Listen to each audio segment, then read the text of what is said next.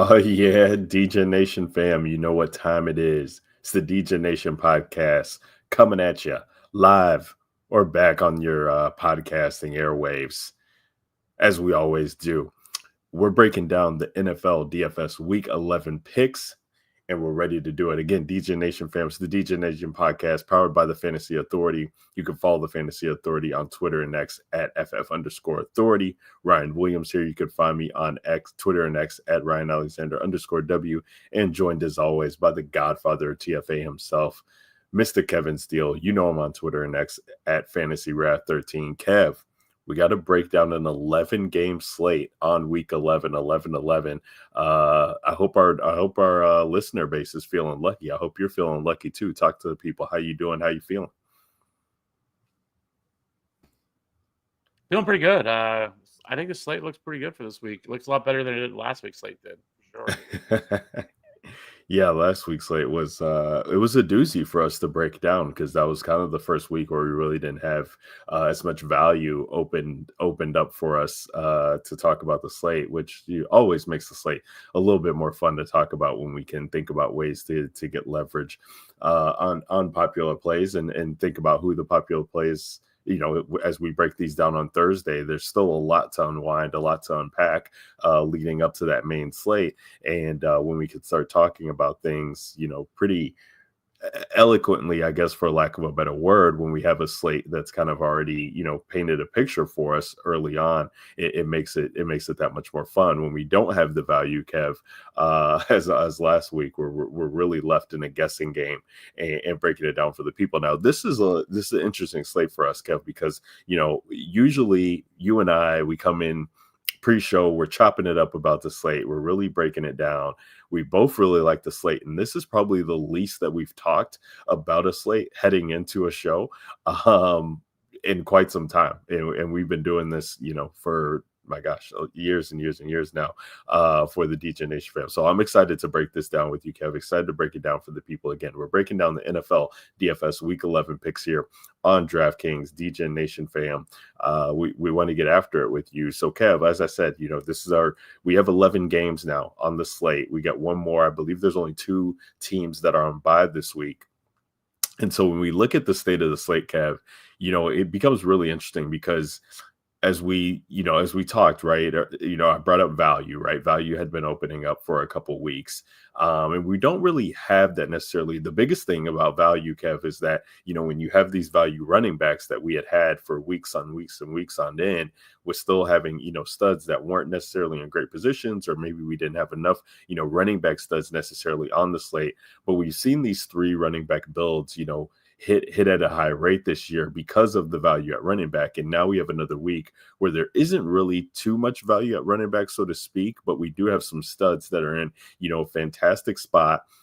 Stud wide receivers who are in fantastic spots, and usually you're having to choose between both. And so it makes for a real good depiction because I really think that there are high-end running backs that are just in smash spots. And my running back pool is probably the tightest, and this is Thursday, right? So things can be are bound to change potentially, but this might be the tightest running back pool that I have all year. Quarterback is very interesting because we have, a lot of more studs on the slate. We have Josh Allen, we have Lamar Jackson, we have Patrick Mahomes, and Matthew Stafford. We can go ahead and throw him in that category with what he's been doing. As well as some value at the quarterback position too. And so when we're talking about, the ways to build our teams and things of that nature, as we break down, an 11-game slate, one more game than we've been used to or accustomed to over the past couple of weeks, it's going to be really interesting. And so we start at the quarterback position, Kev, as we always do with the DJ Nation fam. And I find myself just gravitating towards the mid-range at quarterback. And even then, Kev, when we've talked about it, you've talked about it more so than I have. And even not, you not giving the people the goodness, on the show, Kev. You're coming up with these epiphanies, on Sunday mornings and things like that in the chat to play Davis Mills. We talked about Jackson Dart last week in that Chicago game. And, unfortunately he got hurt, but was looking like he was well on his way, to putting up a big game there. We've had a lot of these cheap stacks that have been hitting, at a high rate to be able to fit in these studs that have just been leaps and bounds, the best plays on the slate. And I think, we start to see that even more so in the state of DFS, and we've been playing DFS for a long time, right, Kev? It's like, now that there's sims, now that there's optimizers, now that there's this thing, these things and tools out there that people can really gravitate to these strong plays. You bring up a guy like Christian McCaffrey this week, who we'll talk about at running back, but like, he's 9K, feels cheap, and he's projected for like 27 points across a lot of different sites. And that projection number is just absolutely insane when you break it down. And so, we're getting a lot more sharp casuals, to the point where we know who the good plays are, right? On paper, we know who's projecting well, and that's leading to some of these Davis Mills stacks, these quarterbacks who are priced 5K and under, where we know that there could be expected volume from a cheap standpoint, and we have that yet again. And so when we talk about the state of the slate, you can pay for a Josh Allen, but he's missing like one of his best receiver pieces in Dalton Kincaid, who's really been a catalyst for him in this offense. And Josh Allen, let's be quite frank, he struggled this year, right? But it is a home matchup against Tampa Bay. Should be some elements there in Buffalo. We know what he's capable of doing, and 7K still feels too cheap, and people will try and pair him with somebody. Maybe we just pay him naked and take that on Lamar Jackson, a couple games back from injury, but really hasn't looked himself. They're traveling to Cleveland.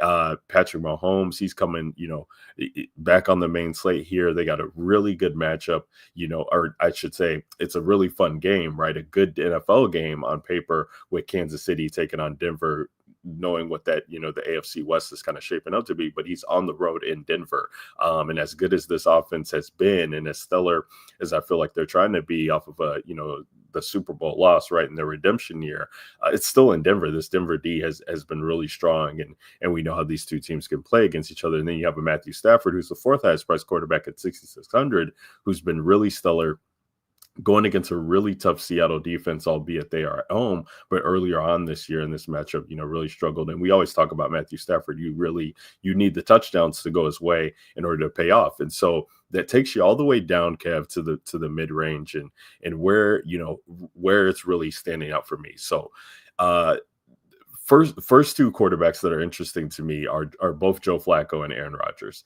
We have two defenses who are going against each other, who are very leaky, albeit, Flacco is hurt. He's on the injury report, but I think he's expected to play, at least at this point. He's 5,500, Rodgers is 5,400. And we know that Flacco, right, is the better option on paper to choose from, because all these Cincinnati Bengals are in great spots. You got Jamar Chase, who's going to pop up in projections.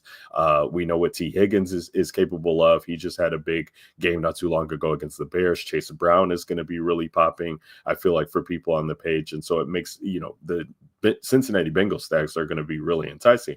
When you look on the other side, with the Steelers, we know that, I think that Jaylen Warren is going to pop off, right, on the page. So I think Aaron Rodgers provides for really good leverage because of the propensity for Aaron Rodgers to just take matters into his own hands and want to throw, and especially when they come in the red zone.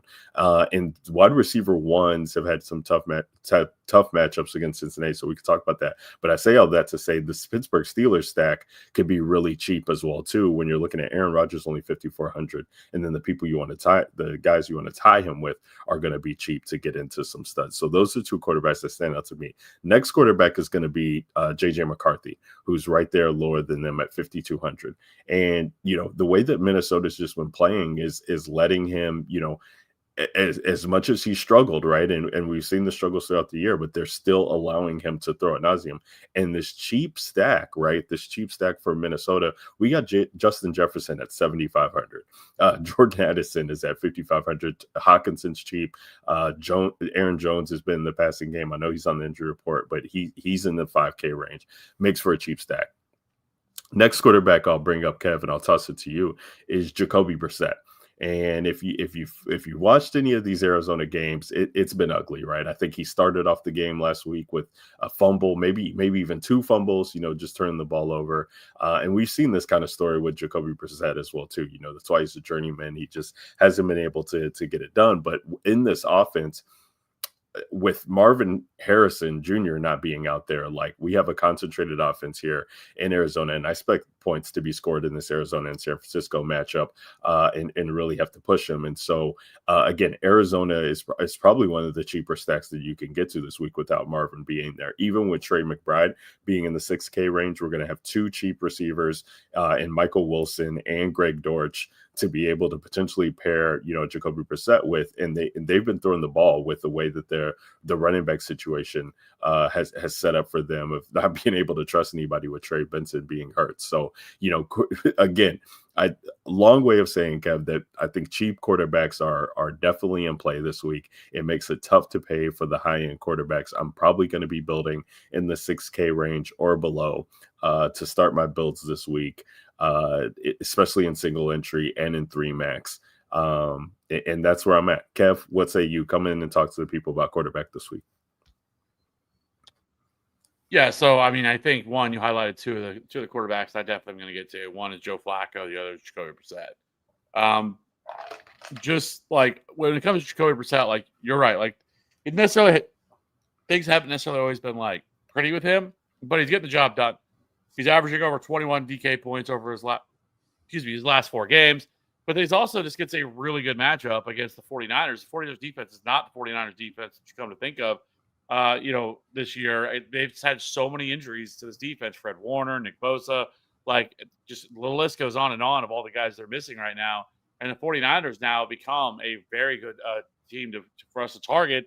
And they allow the 8th most passing yards, the 5th most touchdowns, and the 9th most DraftKings points to quarterback. So I mean, this is a very good play. Jacoby Brissett's 4,900. And it's like you said, like it's a very easy stack. I mean, to be quite honest, I guess we could talk about when we get tight end, but like Trey McBride should be 7,500. Like he should not be in the mid 6Ks where he's at right now. Like he really should. He's putting up wide receiver 1 usage. Like that's what he's doing right now. And so like he is incredibly too cheap. And so even if you just wanted to go Brissett and McBride and run it back, because now on the 49ers side, Ricky Pearsall's back this week, Juwan Jennings, George Kittle, Brock Purdy's back. So their entirety of their offense is going to be back out there this week. So this game has some shootout potential here in this game. And so, I mean, Brissett, I think, is 100% in play. Flacco, the Steelers are just terrible against, the passing games this year, allowing nearly 300 passing yards, 2 passing touchdowns at quarterback. And Joe Flacco has just been on an absolute heater since taking over as a quarterback for this Bengals team. He's averaging over 300 passing yards per game, nearly 3 passing touchdowns, and nearly 26 DraftKings points per game over his last 4 games. So it's just he's been on it. And then, like I said, we've already seen this game once between these two teams. Now, they are divisional games. Sometimes divisional games can get a little wonky. But either way, Joe Flacco is a great play. But I don't think you really got too much into him. But one of my other favorite plays, you talked about Davis Mills. And the reason I want to play Davis Mills is because the Jaguars' pass defense is absolutely dreadful. And now we get Justin Herbert that's going to be able to go there. He's 6,300.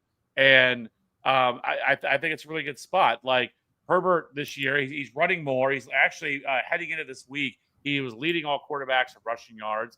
And this is a very pass-heavy offense as well, where they're averaging over 37 pass attempts per game, which is second most in the NFL.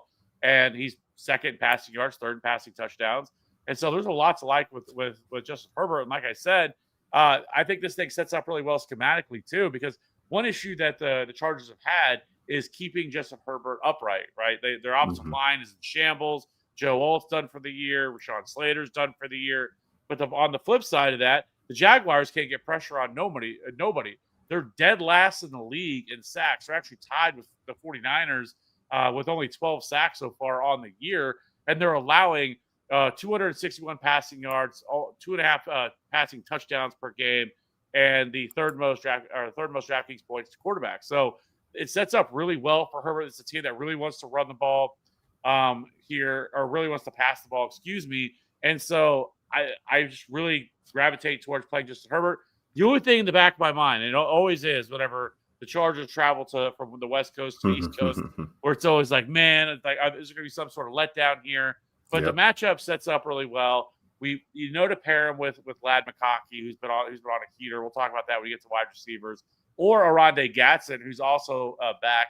Got a little bit of a scare in that Sunday night football game against the Steelers, but Gadsden should be back as well. So there's a lot of different ways you can stack Justin Herbert up, and he's only 6,300.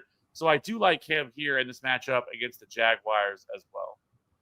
Yeah, I'm happy you brought Herbert up because if I was, paying up, quote unquote, for quarterback, I think him at 6,300 definitely makes a lot of sense. I was a little bit more excited of potentially not having to worry about Gatson because that would have made the offense that much more concentrated. With McConkey really coming into the fold, QJ is only 5K.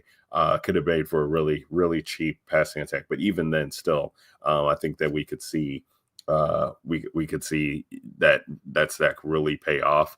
The other one too, Kev, the other quarterback in the cheap range who I wanted to talk about, which is gonna sound gross. Well, and shout out to everybody who celebrates, but it's Jameis Winston week. He's back into the fold at 4,600. Not the guy that I was going to talk about, but just anytime that we could have the chance to get any more clips of Jameis or Jameis on the sideline, Jameis throwing touchdowns, Jameis talking to reporters. It's always going to be a fun week. But the guy who I was going to bring up just above him it is Michael Penix Jr. And I think every week that the Atlanta Falcons have been on the slate, right? Can we play Bijan? And Bijan is going to have a tough matchup at least as it stands against this Carolina defense who's been playing pretty solid so far this year.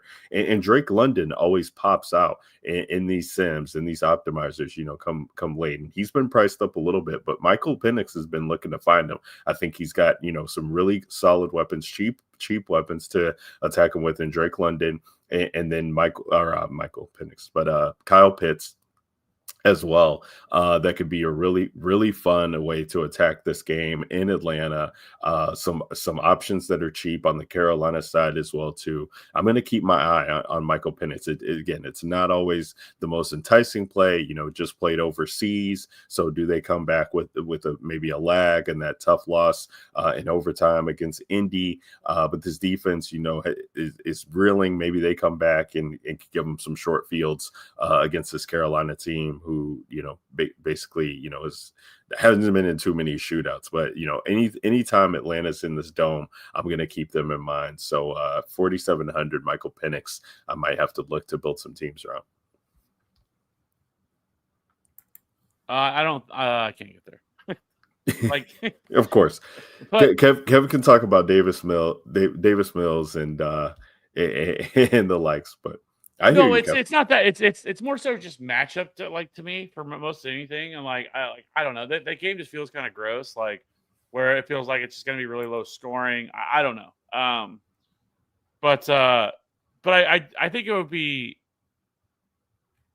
There's one game we haven't talked about, and that's one of the games that has the highest total on the slate, and that's not the Buffalo and Tampa Bay game, but the Rams and the Seahawks game. Yep. That game is a 48.5 point total. These two teams are really similar in how they play. These are two teams that are at the forefront of doing this whole where they're playing out of heavy personnel on passing downs and they're throwing out of it, which is throwing teams off. It's been a lot of discussion around that recently. Both of these teams are doing that, playing heavily, 12, 13 personnel. And, the Seahawks started it, then the Rams copied it. But anyways, is there any interest? Do you have any interest in this game? I mean, you have JSN and Puka in this game. Stafford and Sam Darnold here. Yeah. Rashid Shaheed, who's, Devontae Adams, with the Rams, And, I mean, Stafford has been, balling this year. He's been playing really well, which is hilarious because, it wasn't that long ago that, that people were worried that he wasn't even going to play this year. And, because of that back injury. But, I mean, just the last three, week 4, 30.4, week 5, 29.6, had a stinker in week 6, but then week 7, 27.4, 26.8, and 26.9 for Matthew Stafford. It's just on an absolute heater right now. And the thing was, Stafford's on the more expensive side at 6,600, but you just know who you're stacking with. It's not one of these teams where you're like, okay, who should I try to stack this guy with?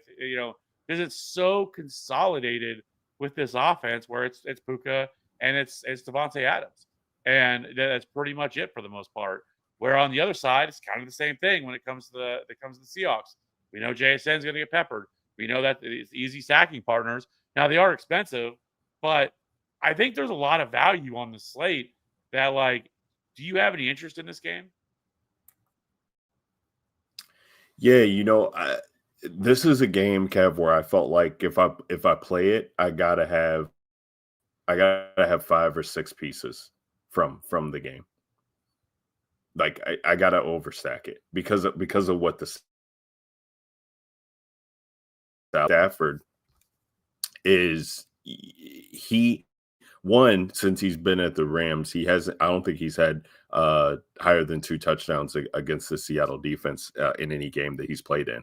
And we know that when we're targeting Stafford, we need the touchdowns. We got to have the touchdowns flow because he's got to be able to pay off the DFS price tag. And so do the touchdowns come through Kyron Williams or maybe Blake Corum?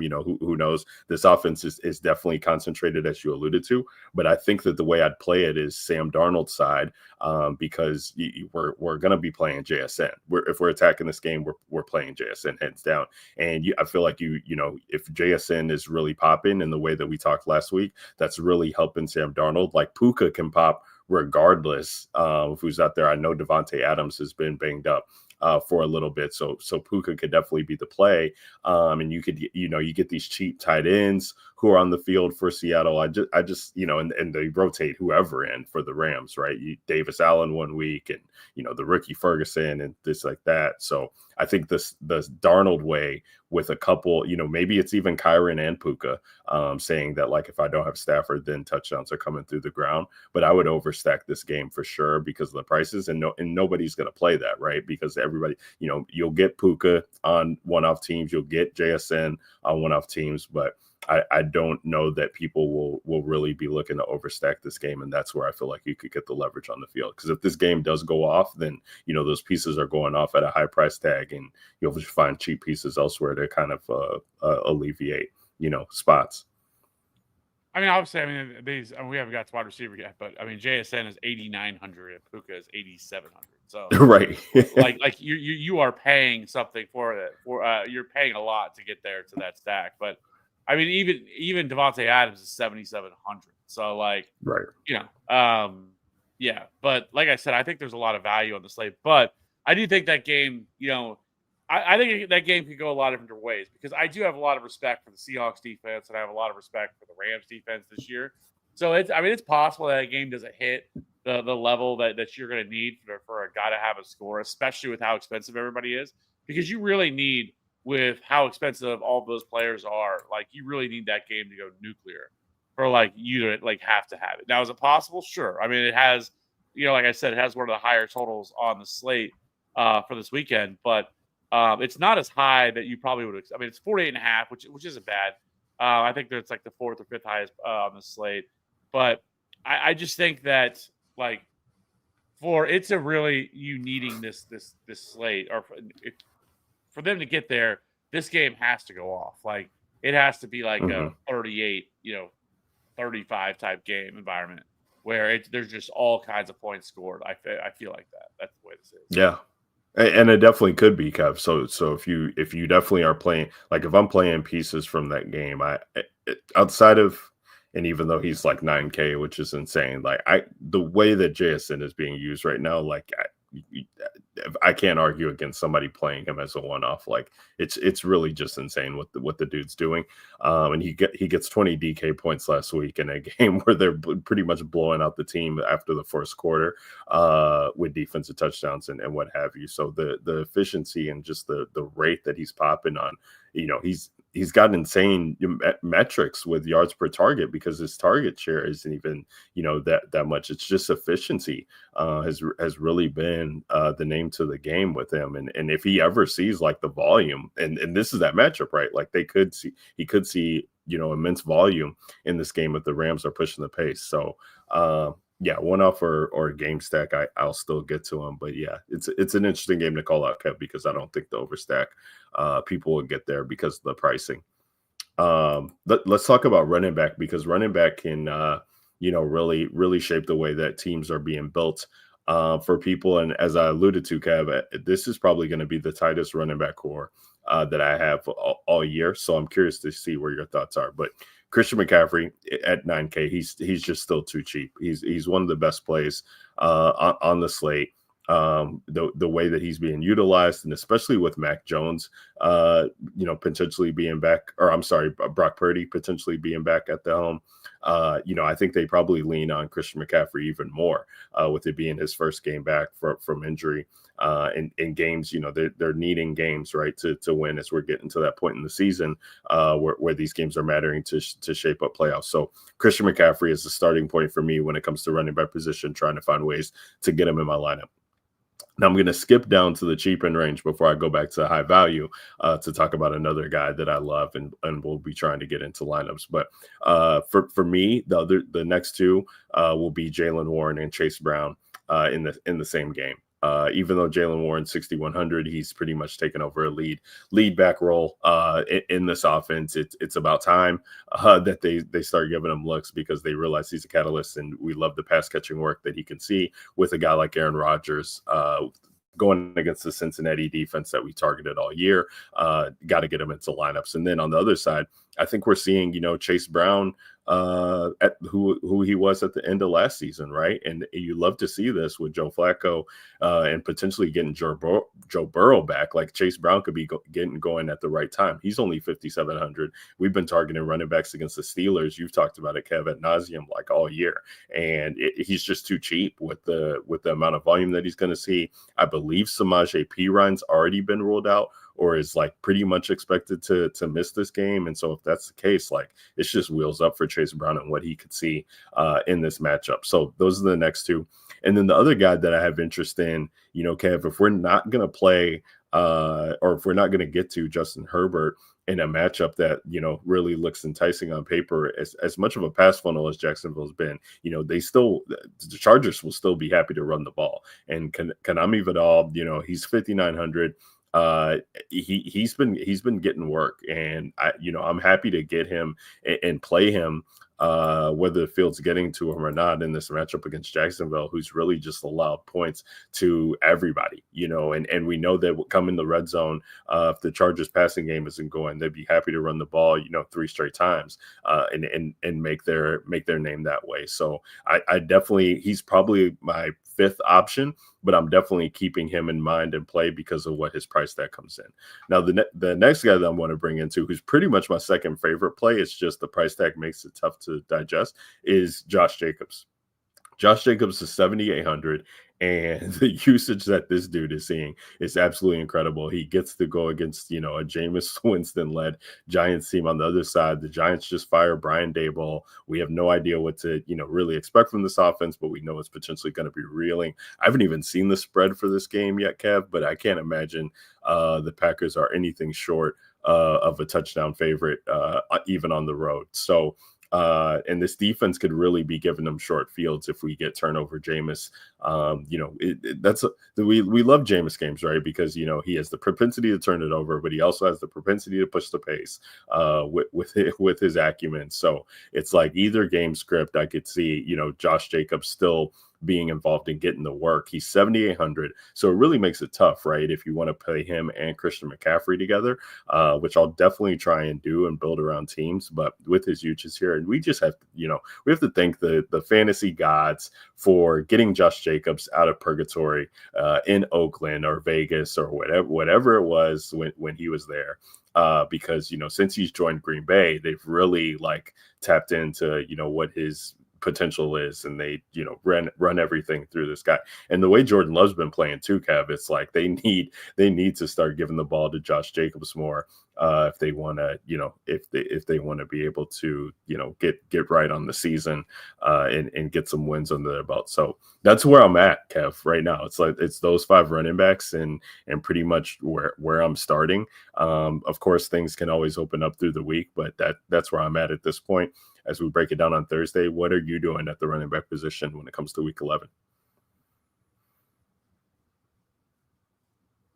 Are you on mute, Kev? Rookie mistake. So I agree with you. So Josh Jacobs, Jaylen Warren, and Chase Brown, I think, are all incredible plays. I mean, Chase Brown being 5,700, and I don't think Samaje Perine plays. He hasn't practiced, and we saw not last week, but before they went on bye, because Samaje Perine went down super early in that game, where Chase Brown ended up playing 95% of the snaps. He ran 84% of the routes and was targeted 14 times in that game. Like, this is usage we saw last year from him in the second half of the year whenever he was just crushing every single week. And the difference is now, though, like, he was way more expensive last year, in the second half, where right now he's only 5,700.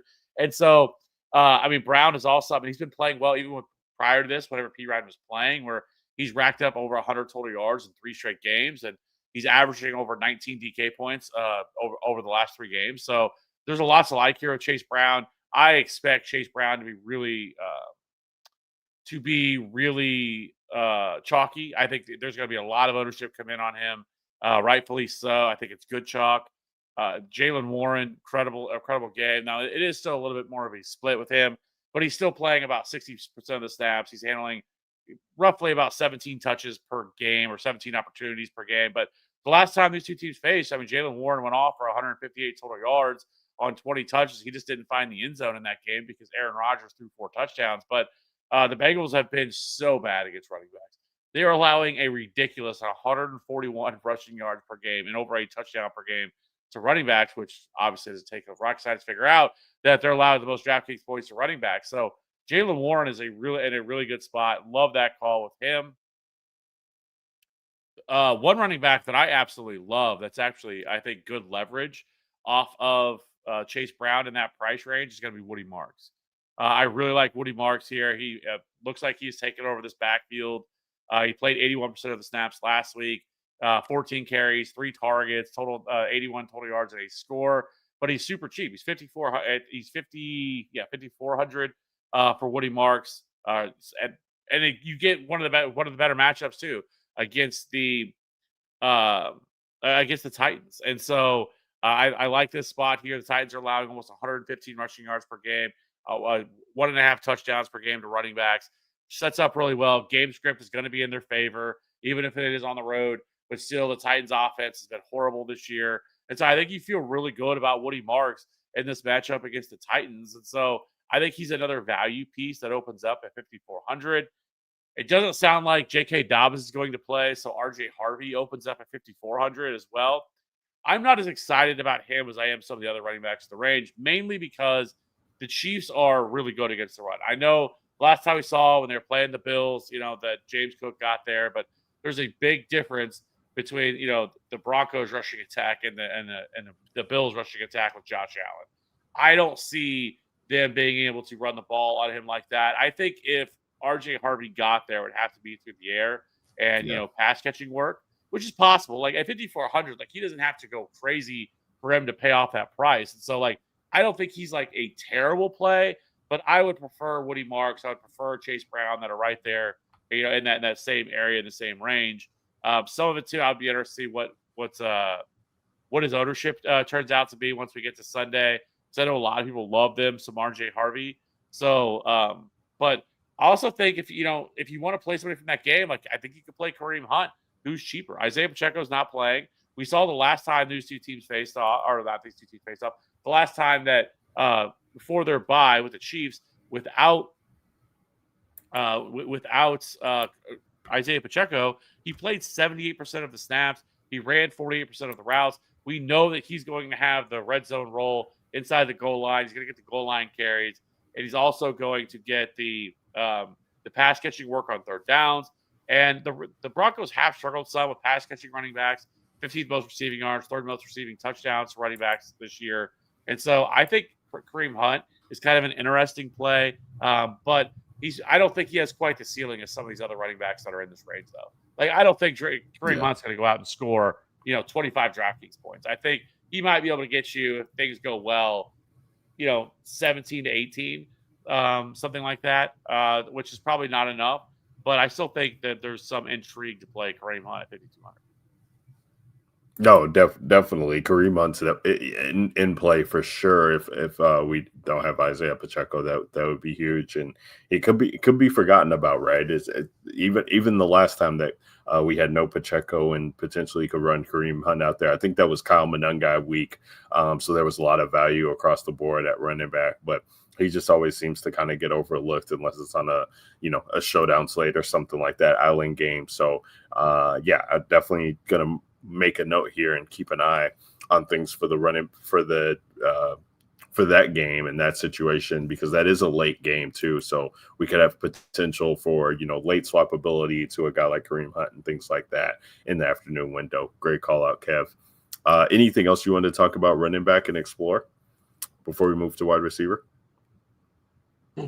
I mean, you hit on something like when it comes to the top guys, I think it's Chris McCaffrey. I think it's Josh Jacobs for sure. I think both of those two guys are the two best top pay up options on the slate. I think James Cook is probably in play too. We've seen Buffalo.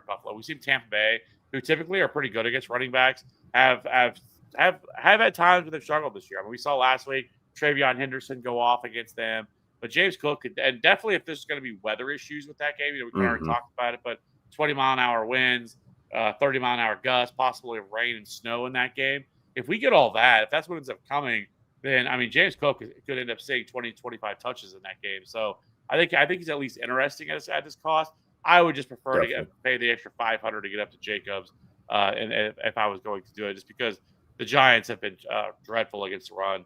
The other one, I guess, could be like Rico Dowdle, who's I guess coming off what I think were probably most people weren't.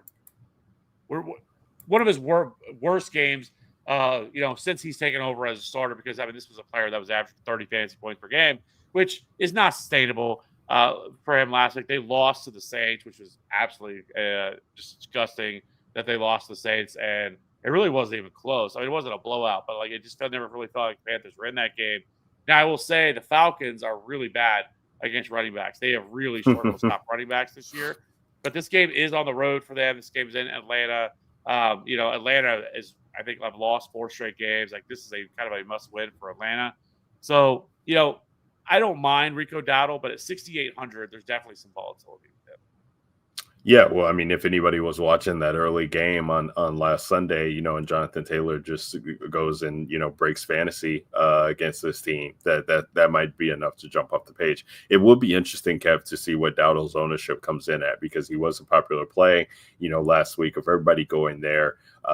6,300 or something, I believe, is what his price tag was, and he puts up 15. So he didn't necessarily kill you, but he wasn't a reason that you won because of so many other big scores, especially with Achane and Gibbs and things of that nature, putting the slate out of reach. But in this matchup here against Atlanta, I have interest in Michael Penix, so I'm definitely going to be looking at Dowdle as a run back for me.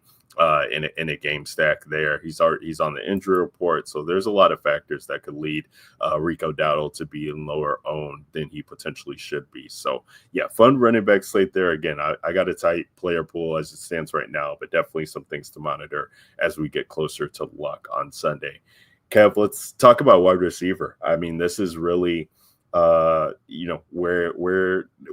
lineups have been won or lost so far this year because of the way that these studs are playing. And we have, we pretty much have 4 really big studs, and then I want to throw Drake London in, and Drake London's a guy I never could get right. But when you look at the usage that he's absolutely seeing this year with Michael Penix, like I feel like it's just not being talked about because of what Puka and JSN and Jamar Chase and Rashid Rice are doing. The other 4 guys at the top who've just been at the upper echelon of the wide receiver position. But Drake London, finds himself at 7,400. I think I said he was 6K earlier, and that's usually where he has been. But now the price has caught up to him. DraftKings has gotten wise with what he's been putting up.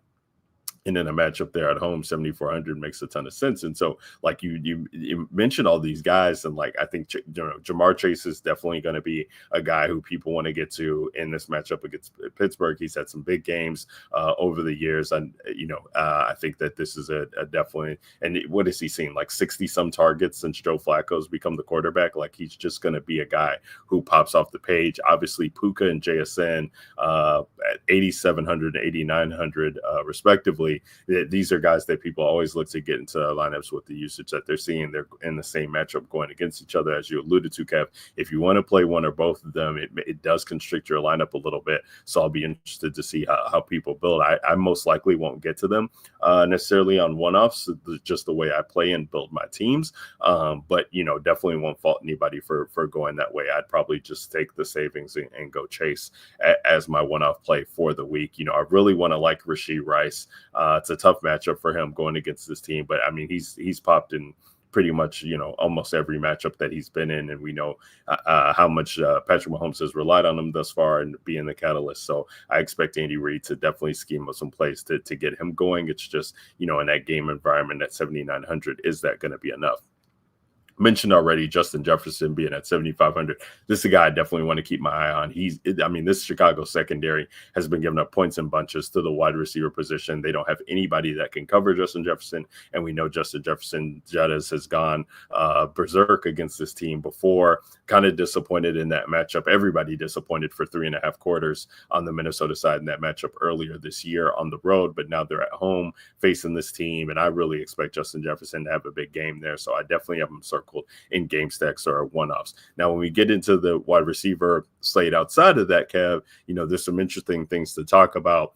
Especially in the low end, 5K and below range, we got, guys like Parker Washington, who is on the injury report, but dealing with some soft tissue stuff, I believe, but he's 5,100. He's now what do we call that? A double dip candidate, right? When he's taking a punt return back for a touchdown and then being able to score a touchdown, just with Travis Hunter being on the injury report and Brian Thomas missing some time, he's definitely found a rapport there. Just behind him is Romeo Doubs, who, was on the injury report, but now I think he's going to be off. I think he left the game is what it was on Monday night or whenever that Green Bay game was, the Green Bay and Philly stinker. But he's only 5K, and he's definitely, carved out a solid role for himself in that offense for Green Bay. I mentioned Jordan Addison, being only 5,500, which is really what makes me like McCarthy stacks.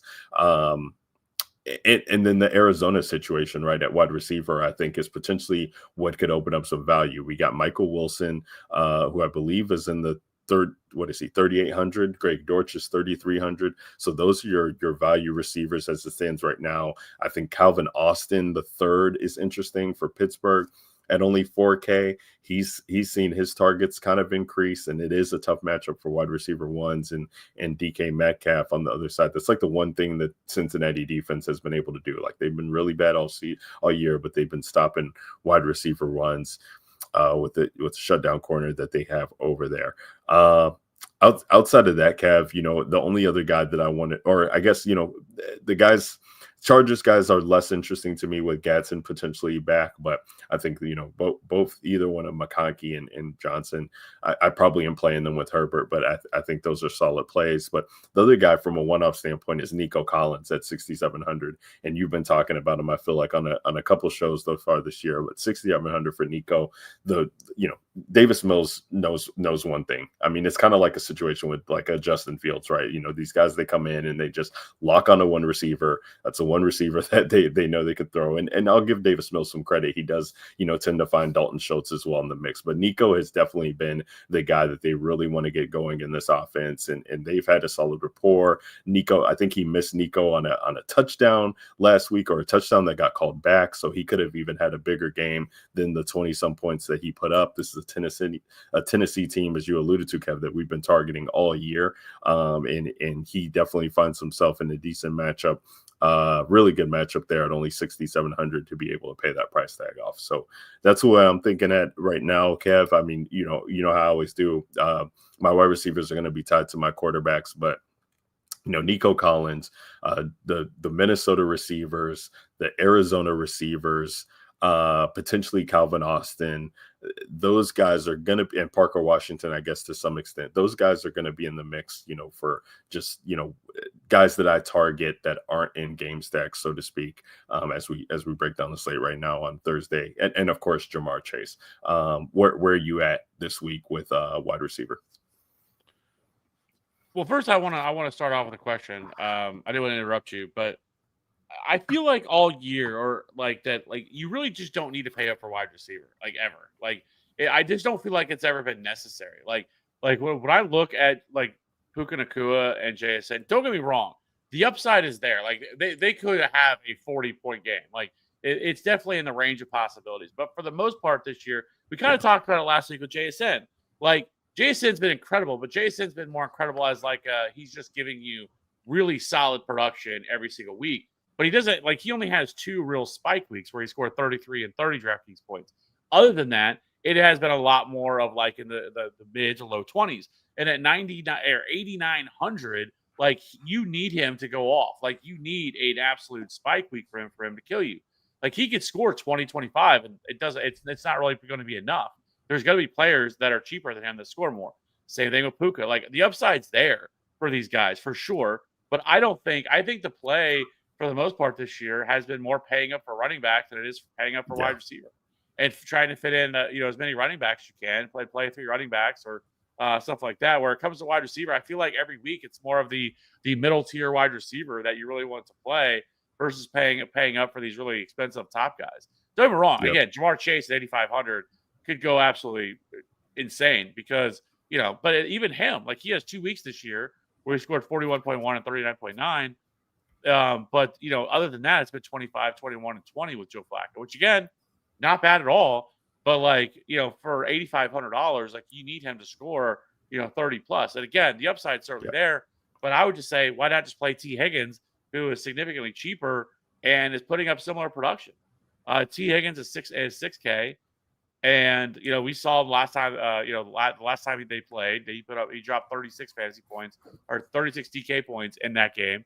But since Joe Flacco has taken over at quarterback, T. Higgins is averaging 20 DraftKings points per game, and so like he's an incredible game. It's very consolidated target share between T. Higgins and Jamar Chase.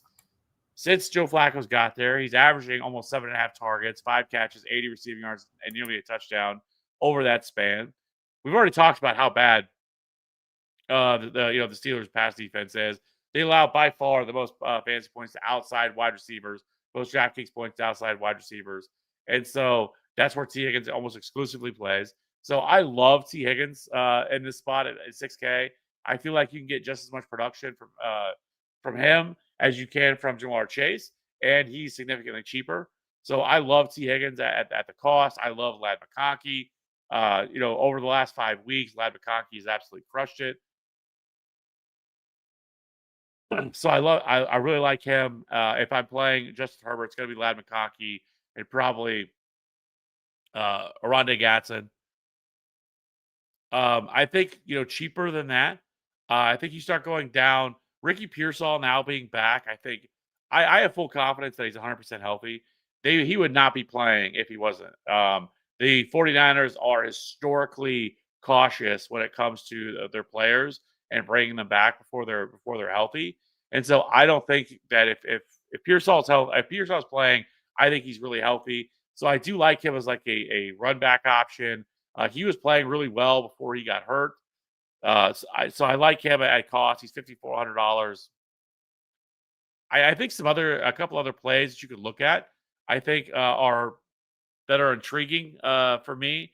One, Luther Burden. Like I kind of like, I don't know. But I was hoping that DJ Moore was going to miss because with DJ Moore off the field, we saw a pretty big bump for Luther Burden. But I just don't know if how much longer is it going to take for the Bears coaching staff to finally use Luther Burden, because he's clearly the better wide receiver on this team. Like I think he looks like the number 2 wide receiver on this team. He's great yards after the catch. He's super explosive. Like I feel like they need to get him the ball, but it looks like maybe DJ Moore might play. He didn't practice on Wednesday, but he got back and got a limited practice today. But if he were to miss $3,700 Luther Burden, I would be about that live. Kev, do you mean Olamide Zaccheaus at 3,300? No, we can't. We of course he went back to being a pumpkin last week. Of course, the 1 week he scores a touchdown. That's better. That's all he does. But no, yeah, Luther Burden. I mean, both. I think it's we're further along in the season, right? It's week 11 now. They've had much more time to implement Ben Johnson's offense and see how to acclimate these players. And Luther Burden, big catches last week in that game when they were playing from behind. So I think there's definitely something to be said there to get him into probably more of a game environment play for me than as a one-off, but I do think that we might start to see his price creep up with just like DJ Moore's role is defined, I mean, he's just not going to see any more uptick in usage. I think as the way that the offense is just currently structured, it's just not happening with him and Caleb for whatever reason. And so, some of these other guys are definitely going to come into the mix. Now, Rome is on the injury report, and he's kind of been off and on. So I think that's definitely something to monitor. If we don't, if we really don't have, Rome for a week finally of him, being on the injury report pretty much for the past couple of weeks and then not playing, that could be something there. But other than that, I think we're just stuck with a game environment bet with him. And Kev, you brought up something interesting with the San Francisco pass catchers, bringing up Ricky Pearsall. I do think it's interesting that we have, Mac, or I keep saying Mac Jones, we have Brock Purdy back in the mix here, because Brock and Jawan Jennings, really had a strong, report. And Jawan Jennings has kind of been the guy, that, has popped on paper, that optimizers have definitely been touting, and people have been getting him onto their lineups, a lot, right? Especially with them being in that weight window of late swapping and what have you. We haven't seen his price, really change all that much to over the past couple of weeks. And now that we have, Purdy coming back, and we'll see, just how healthy he is. But, Jawan Jennings is somebody that I kind of circled for that reason. I think that, the San Francisco side of that game is interesting too. Even if you're not, maybe if you're going Brissett still, because we can have that Brissett and McBride mini that's really strong. But if we want to play, McCaffrey and Jennings and, George Kittle or something like that, and really have that game take off, I think it makes for an interesting game stack. So I was happy you brought up that San Francisco situation. Yeah. Yeah, I think that I lean Pearsall, but I don't mind Jawan Jennings either. Jennings is also just, I think he's 5,100 now. Yeah. Which it's more expensive than what he was. He's been in the 4K range, and I've been playing him the last 2 weeks quite a bit. So yeah, 5,100 for Jawan Jennings. So I think he's a decent play as well. And I'll be interested kind of where I'll be interested to see where ownership lies with some of these guys. I don't think they're going to be anything crazy to worry about. I also think somebody that I didn't really talk about, but Darius Slayton, I think, is always interesting with Jameis Winston out there, because Jameis Winston's just going to chuck it. Like, he's just who he is. He's going to be out there and be a gunslinger. And so Darius Slayton, I think, is interesting. I've been on him the last couple of weeks. He hasn't quite gotten there. I feel like he would have gotten there fully if Jackson Dart didn't get hurt in the third quarter and get knocked out of that game, because he was having himself a pretty decent day. 4 catches, 89 yards last week for Darius Slayton. But I was really upset once Jackson Dart went down, because I had some pretty quality teams that were looking pretty good at that point, and then Jackson Dart went down and kind of killed all that. But Darius Slayton, I think, is in play as a cheaper, probably more of a one-off, because or maybe a mini stack between Slayton and Josh Jacobs. I think you can go there. I didn't really talk about any of the more expensive wide receivers, but I completely agree with you about Nico Collins as well. It's just you laid it out. I don't really need to get too far into it, but yes, Davis Mills absolutely peppers in with targets. He's done it every single time. So I think Nico, Ladd McConkey, Adunze, I do think is interesting as a play too at 6,200. Like, again, kind of had a bounce back spot last week. 6 for 86 on the score last week against the Giants. Here against the and I'm going to be interested to see how this game plays out, because on one hand, for the most part, last year, Caleb Williams really struggled with blitz, but this year, like digging into the numbers more, like Caleb Williams has actually been really good when he's been blitzed this year. I think he actually, you actually don't want to blitz Caleb Williams. Is actually the thing. So, like, whenever you blitz him, he's got 8 touchdowns, 0 interceptions, completing like 71% of his passes. But in games where he is not when he's not blitzed, he has like 5 touchdowns, 4 interceptions, and his completion percentage drops to like 64% or something crazy. Like, I don't know how that works, but yes. So it'll be interesting what the Vikings decide to do because traditionally Brian Flores is a defensive coordinator that brings heavy blitz packages, and I don't know if he does that, because the last time these teams already played each other, and Caleb Williams ripped them apart whenever they did that. So I will be interested to see how that plays out, but I do think Rome Odunze at 6,200 is also in play. Yeah, if I'm playing Caleb, I'm gonna. I know that we had the bananas Caleb Caleb week with Rome not getting there. Rome has a donut, and everybody else on the offense pops. But anytime that I'm playing Caleb, I just gotta put Rome in there because of the upside that I know he's kind of he's been boomer bust over the past couple of weeks, but we know what that output could be.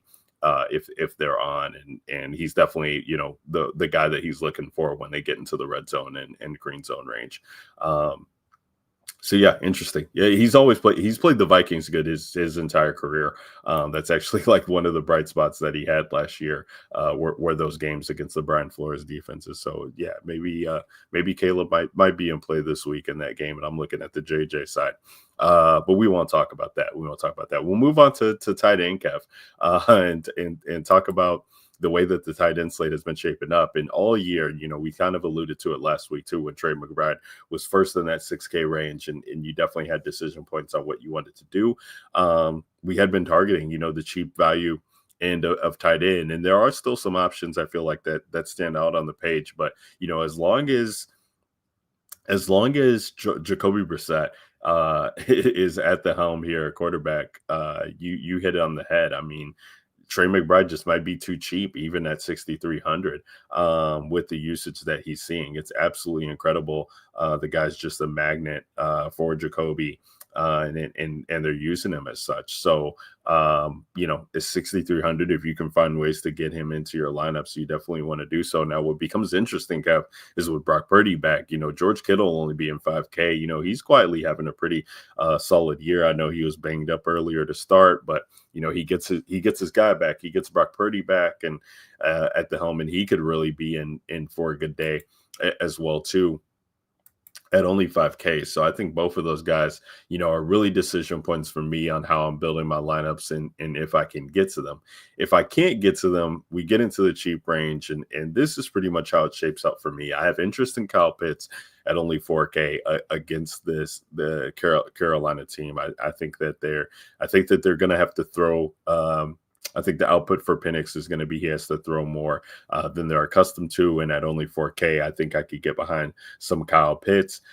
Theo Johnson is a little bit of interest to me with Jameis Winston being back there. These backup quarterbacks and leaning on tight ends, leaning on stuff that's across the middle of the field is something that I kind of think about. You did allude to, Jameis and, his experience, I guess, for lack of a better word, might lend him to still be in that gunsling mentality. But Theo Johnson is one that I definitely have my eye on to be able to keep in mind. I think Mark Andrews at 3,500 comes in, just a little bit too cheap for me in this matchup here. We haven't talked about Baltimore pretty much, all pod, but, Mark Andrews being in this range and the role that he has in this offense and how much he's leaned on is definitely of some interest to me. I'll be curious to see what Dawson Knox's ownership comes in. This is a guy who I never really play outside of island games for Buffalo, or short game slates, just with the way that Buffalo, even with Dalton Kincaid not being out there, the way that Buffalo kind of treats the offense, it becomes hard. But he is 3,300 and there is no Kincaid, so I expect people to definitely want to go to him. The Pittsburgh tight end situation, Kev, is of interest to me as well too. They have three, right, that they kind of just roll out there, and Freiermuth and Darnell Washington and Jonnu Smith. So, do you pick the right one? I don't know. But I think, these guys are involved enough. If I need a spot at tight end that's cheap on Roger stacks or not even, even if I was playing one off, I think I could get behind these guys in this matchup with Cincinnati just because it is so enticing. And then the other guy that I think that I'll probably try and find onto some rosters is TJ Hawkinson, who, is definitely getting back into the mix there. He's only 3K. I know it hasn't looked great in the box scores, and especially only one touchdown in the past 4 games. But in the in this home environment against the Chicago defense, I think we could be into seeing an uptick for work for T.J. Hawkinson here. Um, and I'm interested in JJ McCarthy too. So yeah, I mean, cheap tight ends, I think are definitely in the 3K and 4K range is what I'm looking at. But I mean, I really want to try and see if there's ways that I can get Trey McBride or George Kittle onto my main rosters with the way that they shape up. Kev, talk to the people about tight end and what could be sticking out to you this week as we break it down. I mean, you already. I mean, I don't need to talk about McBride or Kittle. I completely agree with you on that. I've already. Rondé Gatson, I love him as well. The Jaguars are also terrible against Yeah. tight ends, and obviously, whatever injury he suffered, what must have been some sort of precaution the way they pulled him out, because I mean he's been practicing in full all week, and he's 4,600. Like, and he has the potential to put up the same production as like a Trey McBride or a. I mean, he can smash. I mean, we've seen him do it already this year, where he dropped, what was it, 32, about 2 or 3 weeks ago. But like, he's too cheap, I think, for the role that he has now with that offense. Like his game against the Steelers, he actually should have been better. Like, he dropped a couple passes, which is not something we've really seen from him. But he's 4,600. Really like that. Theo Johnson, completely agree with you on that. Like, he's been this team's, I mean, honestly, one of the most consistent pass catchers for this team right now. But I mean, Theo, last week, 7 of 8 targets, 75 yards for him last week. So had quite a bit of him, but just didn't quite be enough with once Jackson Dart went out. So I'm still upset about that. But either way, the Packers do struggle against tight ends. Like, that's the one spot that they tend to struggle against. They allow the 12th most Draftkings points to tight ends. So I think Theo is definitely in play. He's their red zone target. Again, when you have Jameis out there, he's going to force the ball to him. I think Dalton Schultz is also a really good play. He's the other guy that Davis Mills heavily targets. Like, he is the safety valve. Earned 11 targets last week, 753 and a score last week for Dalton Schultz. Had him in my Davis Mills stack. It was him, Schultz, and Nico, which was phenomenal. But he's been really good. I mean, he's seen 32 targets over his last 4 weeks as well. So, I mean, Dalton Schultz, I think, is a pretty strong play at $3,900. I like him. Noah Fant, I keep talking about him. I'm going to keep talking about him because the Steelers, again, are bad against tight ends. And Noah Fant is $3,200. So I like him. The last time these teams played, he scored a touchdown, 4 catches, 44 yards. And so I think Noah Fant is also in play. Maybe it's a way to lower down the price of the stack if you're going to go all in on this Steelers game. Also, on the other side, you hit on it. I like Jonnu. Jonnu has actually led this team in targets this year, routes.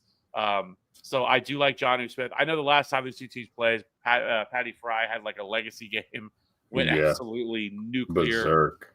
But it was a lot of it was on that. He had that one really long run, which is, I feel like, I don't know if that's ever happened. That might have been the longest run of his entire career.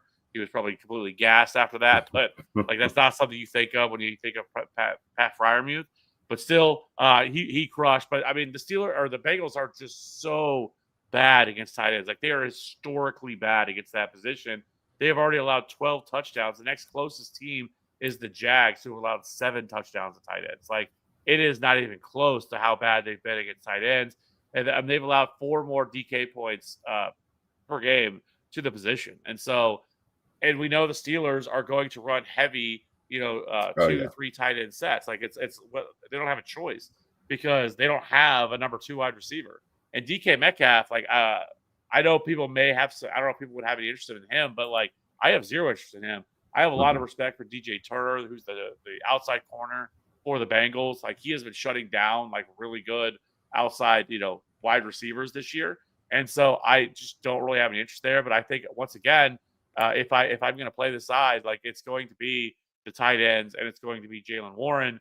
And so I prefer Jonnu, but like, you can make a case for Patty Fry, but I would say with Jonnu, he's actually cheaper than Patty Fry.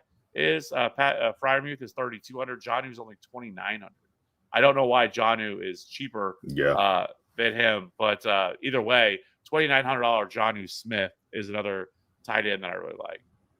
Yeah, no, I mean, I think Jonnu, even Patty Fry, just because of the, like you said, they just are running 12 personnel at an insane rate. So he's definitely in play. But then Darnell Washington too, becomes a guy when they get into the red zone, he could definitely get a touchdown or even two, just the way that they play. So it is kind of a little bit of roulette. But you're right about Jonnu. He has been the most consistent guy all year. So all those guys are definitely in play for me and can fit them in and mix and match. Yeah, tight end's just as straightforward like that, Kev. I don't think we need to talk about any other options. We can move on to defense. Um, we talked last week about how tough it was possibly to really pay down at defense as there weren't too many on paper plays that were standing out at this time. I think this week's a little different. In the sense that, I think I could see the Tennessee Titans at 2,300 being very popular against Houston to be able to free up some salary for people. Salary is definitely going to be what people want on a slate like this, right? So cheap defenses become in play. I think, the Titans are of interest at only 2,300. The Browns, if people aren't getting to Baltimore at 2,400 in this, AFC East divisional matchup or AFC North, divisional matchup that always, gets a little gritty. The Cleveland Browns could really be tough. I know, and I'm not sure what the injury status is for him, Kev, but I know that Myles Garrett left the game maybe once or twice last week, so that would be something to monitor for me. I haven't seen anything to allude that he might be missing, but definitely something to keep in mind as that just popped into my head. But yeah, 2,400 for the Browns is definitely in play. I mean, if you're paying up like the Falcons at 3,500, if you get there, like it makes a ton of sense going against this Carolina team, especially if Rico Dowdle's banged up, we're going against Bryce Young. Can't fault people for that, but it's just salary is at so much of a premium this week that I definitely think you want to pay down. So Browns and Titans, definitely stand out to me a little bit. I could have interest. It's been tough to really trust this Buffalo Bills defense thus far, but this, even though the Tampa Bay has been kind of pat statting, in garbage time, in recent weeks, Baker in this offense has just not really looked like we know it to look. And they are dealing with a ton of injuries. Barkley Irvin, has been on the injury report forever this year. Mike Evans, missing the season. And so Abuka has done his best, to carry this offense, but really not a good matchup for, Cade Otton. Just going to be tough, with the weather environment too there. So Bills at 3,200, I could see myself having interest in. And then even though I do have interest in JJ McCarthy, just the way that the Bears are, their defense is turning the ball over at an insane rate. So if the turnovers keep going in their favor, even with it being a road matchup, I could have interest in them at 2,800. Kev, what are you thinking about for defense this week? Well, speaking of the Bears, that's the defense that I was going to talk about. They're 2,800. It's probably the defense that I would have the most exposure to. So earlier in the year, the Bears actually really struggled to get pressure on quarterbacks. They only had 10 sacks through the first 6 games of the year, which was near the bottom of the league. But since week 7, they have actually racked up the 3rd most sacks. They have 13. They trail only Atlanta and Denver in that department. They've also been extremely opportunistic this year. They rank 1st in creating a turnover on 20% of offensive drives faced this year. And JJ McCarthy has been turning the ball over at an extremely high rate. He already has 6 interceptions and fumbled 4 times in the 4 games that he's played. And he's also been sacked at a really high rate, 15 sacks over his first 4 games, which is 5th worst. And so, the Vikings this year, they have been yielding a ton of points to opposing defenses. So I think the Bears at $2,800, I think is a really good play. They're probably going to be my favorite defense to play this week. I'm probably going to have a lot of Bears defense. I just think they're a really good play here. Other than that, I don't think there's a lot of I think the Falcons are decent, but I never pay up for a defense that high. But the Falcons, I think, are in play, especially if they can get a lead and get them out of having to throw, because Bryce Young has been awful all year. It is clear the Panthers are doing whatever they can to just hide him. And the Falcons, for the most part, have been a pretty solid defense this year. The Panthers also are missing a lot of their offensive linemen. They're going to be without guards Robert Hunt and Brady Christensen. Taylor Moton and Austin Corbett have also missed time this year. But it's just a defense or an offensive line who, heading into the year, they had a lot of respect for, but they just continually taken had a lot of injuries in this unit. They've already used 10 different offensive line combinations this year, but they've also allowed the 9th most sacks over the last month. And so I think the Falcons, I think if I had enough money to get to them, I think the Falcons at 3,500 is a spot you could go to as well. Definitely. Yeah. If I have the money, that would be the team that I would be targeting first, the defense I'd be targeting first. But, every dollar might matter on this slate. So it'll be tough at this point. But yeah, I think that's where defense kind of stands for this week. And I think that we broke it down for the DJ Nation people on what the Week 11 slate is looking like, Kev. So these are our kind of early midweek looks at the slate. Things are always bound to change based on the way the injury reports break, but always fun breaking it down with the people for the DJ Nation family. Kev, as we always do, we got to build that Millie Maker team out.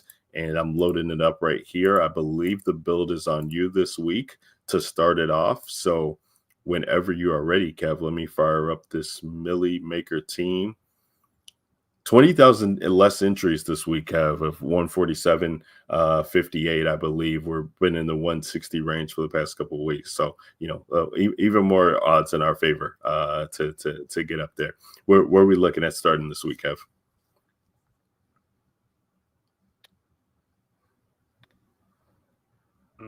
Give me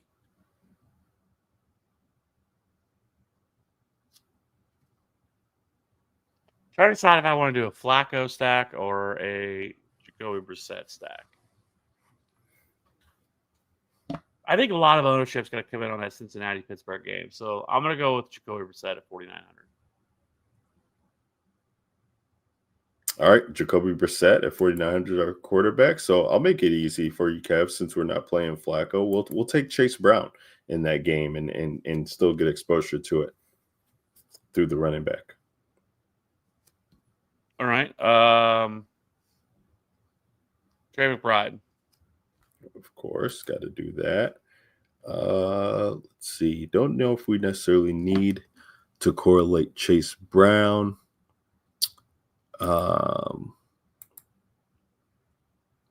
Even though I do like Warren, but we'll play around with some stuff and let's see.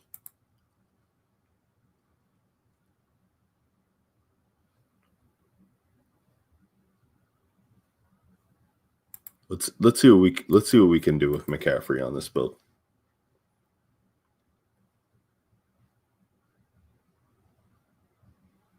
All right.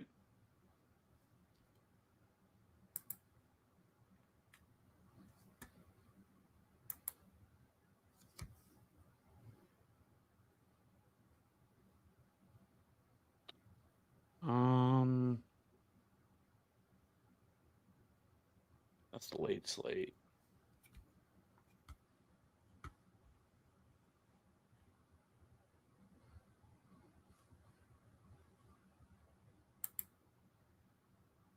Give me.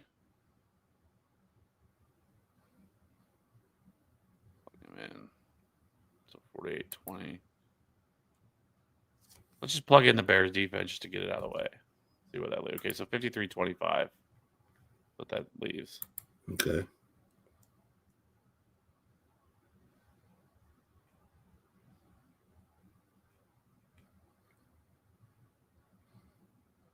That's your pick, Kev? Yeah, lock in the Bears. All right, so I know it gets tough here, but let's see what happens if we put Warren in just to correlate it. I'll put McCaffrey in the flex. You talked about paying down at wide receiver, being the pay up or payoff if we can get the guys at running back right. Let's just see what we can do here.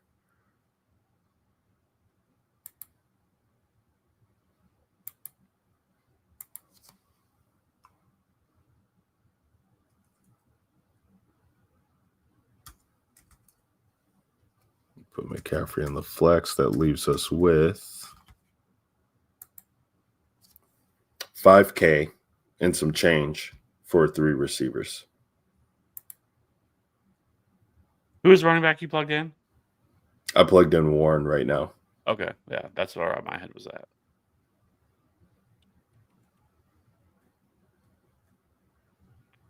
All right, McCaffrey. So let's save up a little bit of money, and I'm gonna put in Michael Wilson to a little double stack. Yeah, I like it. So that puts us at 5,700 for the last 2 wide receiver spots. All right, so let's see what we're looking at here in this range.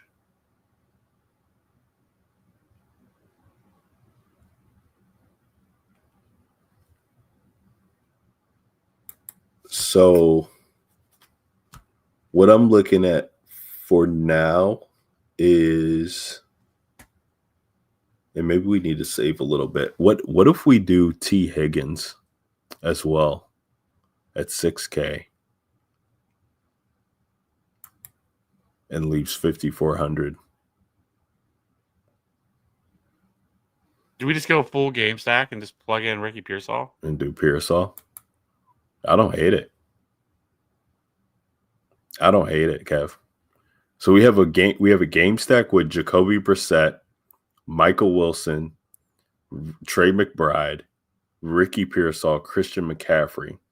Then we have a mini stack of Jaylen Warren, Chase Brown, and T. Higgins, with both of those games going off. And we know we just are rooting for production to go, one specific way in that Cincinnati and Pittsburgh game.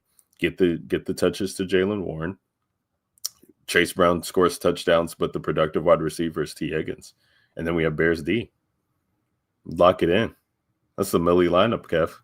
Somebody make a lineup. For everybody who's listening on, again, we slow rode it to get there, but I think we kind of landed on something very nice. We'll have to run this a couple times, but Jacoby Brissett's our quarterback this week. We're going to double stack him with Michael Wilson and Trey McBride, run it back with Ricky Pearsall and Christian McCaffrey, then another mini stack with Chase Brown, Jaylen Warren, and T. Higgins. Closed it out with the Bears defense that uses all the salary. And that's the Week 11 Millie Maker lineup for the DGen Nation podcast. And the DGen Nation fam, shout out to you guys rocking along with us, whether you're, listening back on the podcast software or watching live, as the chat was going, pretty crazy today with the comments flowing in. I always love to see that, even if they're redraft questions, dynasty questions, or DFS questions. We appreciate everybody who stays up with us as we usually record these late in the evening on Thursday to get after it. As we're all degens, right? We're all degenerates here, just trying to live out the fantasy dream and have a little fun, make a couple bucks, and that's what it's all about. So that's gonna do it for the Week 11 NFL DFS pick breakdown here. As always, we do it on DraftKings, DGen Nation podcast, powered by the Fantasy Authority at FF_authorities, where you can find us on Twitter and X. Kev, any final words for the people as we get ready to close the book on Week 11? No, I really like this team. I mean, it makes it a lot easier. Like you don't need as much to go your right, or go your way, right? If these two games pop off, and you have all this, you're so heavily stacked on this game, then and this makes it a lot easier, where you just don't have to get as many things right, all the other spots, right? So I really like this lineup. I think, and I don't think this Arizona San Francisco game is going to be as popular as some of the other games on the slate. I think like McCaffrey and McBride will be popular, but actually like full game stacking it, I don't think that's going to be as popular. Yeah. I love it if that ends up being the case, because I think we're onto something here. So there'll be a fun one. It'll be a fun one to monitor, and everybody who's listening here, we'll definitely be able to share that team along. So appreciate you guys rocking along with us. Again, broke down the NFL DFS Week 11 picks as it relates to the DraftKings main slate that'll be going on Sunday, 11-game slate there. So we hope to see you guys in those DFS streets. For Kevin Steele, you know him as the godfather of TFA, the Fantasy Authority. At Fantasy Wrath 13 is where you can find him on Twitter and X. Myself, Ryan Williams, you can find me on Twitter and X at Ryan Alexander _W. We will catch you guys next week for the Week 12 breakdown. Kev, the weeks just keep flowing by. We still got a lot of breakdowns, DFS breakdowns to do with the people, and we're coming into that holiday season. Don't want to bury the lead there, but we got some fun things planned for you. A couple shows that following week. We got the Thanksgiving slate, as we always do for the DJ Nation fam, and we got the main slate that we'll have to break down as well too. So double dip of the DJ Nation podcast in 2 weeks. But until then, we're talking about week 11, and you guys know what you got to do for week 11. You got to get out and get this money. We'll catch you guys next time. But until then, peace.